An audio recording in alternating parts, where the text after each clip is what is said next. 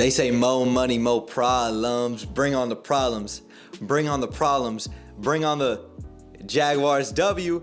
The Jacksonville Jaguars, and the sun is shining in Duval County for Mr. Sunshine, Trevor Lawrence himself. The Jacksonville Jaguars come out today, get a 27-20 victory over the Las Vegas Raiders at TIAA Bank Field, and the Jacksonville Jaguars improved to 3-6 on the season. The Vegas Raiders dropped to 2-6 on the season, and this is really surprising considering the fact that the Jaguars looked like they were dead out of the waters. They were down 17-0 early, and the Jacksonville Jaguars still found a way to come back and claw this victory out.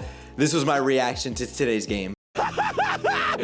Finally! But getting into today's game and the Jaguars' victory, let's actually talk about the Raiders first and foremost, because I always talk about the opponent first when I talk about these matchup videos and these recap videos. But with the Raiders came out and they looked like they were ready and they were inspired to go out there and get a victory today. They came out of the gates red hot, and the Jaguars could not stop them.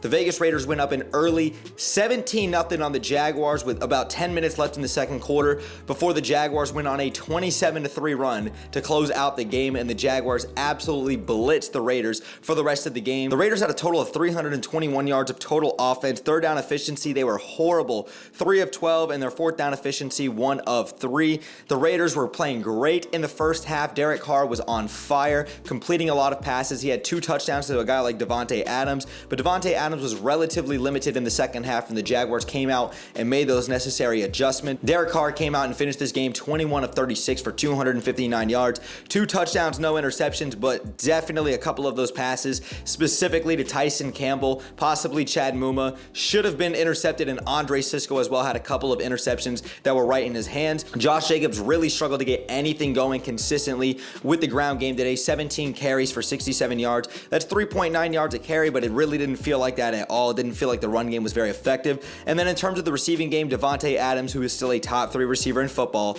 had absolutely an amazing first half, struggled in the second half, but he was phenomenal today for the most part. 10 receptions for 146 yards and 2 touchdowns.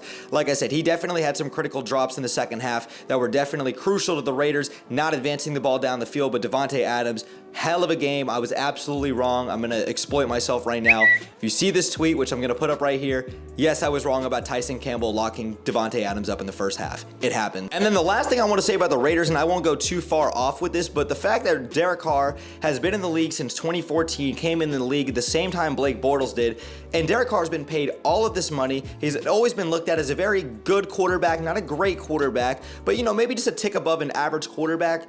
He has a guy in Davante Adams now. I know Josh McDaniels is back to being a head coach for the first time in a long time, but what has Derek Carr done to prove his worth? Like, really and actually. Like, Derek Carr is very inconsistent. I'm not hating on him as a person. I think he's a great guy, but he's never even won a playoff game. Like, the guy's been in the league 8 years now. 8 years! And he hasn't even won a playoff game. Like, I know it's a team sport. I know that the Raiders haven't always put him in the best position. I know the franchise has had a lot of ups and downs and a lot more downs than ups, but I mean, we got to start looking at Derek Carr and saying, is he just not enough? Is he just not enough to get the job done? I'm not completely out on Derek Carr. I think he's a great guy. I think he's still a good quarterback in this league. Josh McDaniels absolutely needs to go. I know a lot of Raiders fans are out on him, but the Raiders got a lot of questions to answer, I think, moving forward.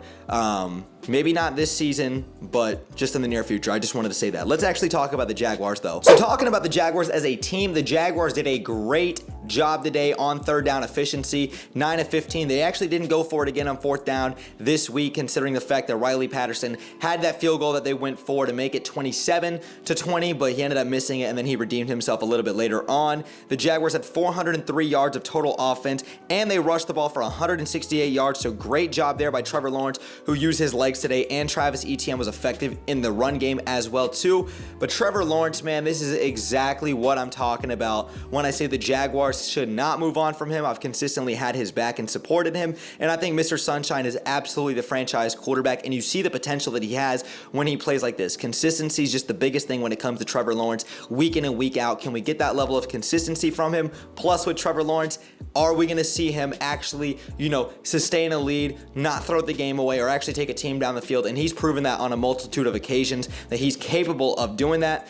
And Trevor Lawrence also needs to have another year in this offense with Doug Peterson and some skill position guys around him. But actually getting into today's performance with Trevor Lawrence, 25 of 31, 235 yards, 1 touchdown, no turnovers. Great job there. And he had a QBR of 109.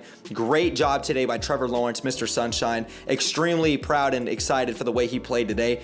Travis Etienne, 28 carries, 109 yards on the ground, and 2 touchdowns. Travis Etienne proving to the Jaguars and this franchise and this fan base yet again exactly why we took him in the first round, exactly why he's explosive, and exactly why we moved on from James Robinson. It's nothing against James Robinson. I got nothing but love for James Robinson, and Jaguar fans do too. But Travis Etienne's just the better overall running back. The scheme and his talent and his skill, his ceiling's even higher than a guy like James Robinson, and Travis Etienne is playing phenomenal football. Christian Kirk getting involved in the passing game, 8 catches for 76 yards and a touchdown. Marvin Jones Jr., Mr. Reliable, 5 catches for 48 yards. Him Jones, 5 catches for 40 yards. And the Jaguars were just doing a great job being effective, moving the ball, converting third downs when they needed to. And I want to say with the Jaguars defensively, the Jaguars, we've had moments in the past with the Colts game, the Giants game, and other examples where the Jaguars defense needs to step up in the 4th and 3rd quarter and just make a big play, make a stop. And the Jaguars did that today. And while the Jaguars definitely missed some opportunities today to get some interceptions, to get some takeaways, I'm proud of this defense. And I got to give a huge shout out, man, to Dawuane Smoot. He absolutely balled out today, one of the hardest working guys on the Jaguars roster. And don't quote me, but Dawuane Smoot actually might be the longest tenured Jaguar on roster right now. I believe he came into the league in 2017 because I actually met him twice. I met him once at training practice back in 2017, and then I also met him in San Marco one time. Great guy, extremely happy for this guy because he's a hard-working guy, and Dawuane Smoot's a fan favorite. Great job today, Dawuane Smoot. And I also got to give a little shout out to Andrew Wingard for coming in there, man, and taking a step up. And I promised last shout out to Jamal Agnew for getting that huge kick return in the second half because we needed that for momentum because I love Jamal Agnew. Me and all my homies, say it with me. We love Jamal Agnew. But this was absolutely a critical win for the Jaguars. It just felt nice to get back in the win column. Enjoy your victory Sunday, enjoy your victory Monday, and enjoy the victories this week, Jaguar fans. Raiders fans, I got nothing but love and respect for y'all. I just had to throw my 2 cents out there with this team. The Raiders have a lot to look forward to in the future, hopefully. But with the Jaguars, man, I'm just so excited. I'm just in the best mood.